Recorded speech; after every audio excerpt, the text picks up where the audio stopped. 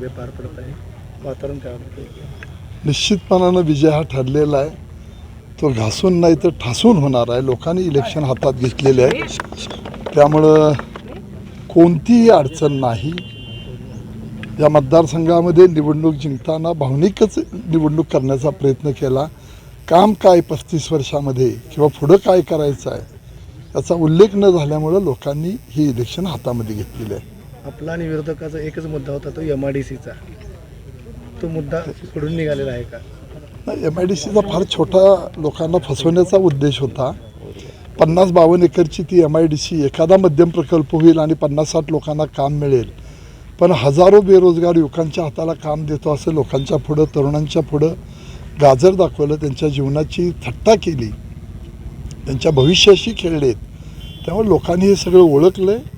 या फसवा आणि भावनिक गोष्टी लोक ह्या वेळेला निश्चितपणानं बाजूला ठेवतील. आपला विजय निश्चय असं वाटतं? निश्चित विजय आहे. लोकांनी इलेक्शन हातात घेतल्यामुळे विजय हा निश्चित आहे. तालुक्यात विरोधकांच्याकडून आरोप वातावरण होतं. आता त्या शिळाखडीला काही ऊत आणायचा प्रयत्न झाला, पण काही येत नाही. गुंडगिरी असती तर लोक माझ्याबरोबर आले नसते.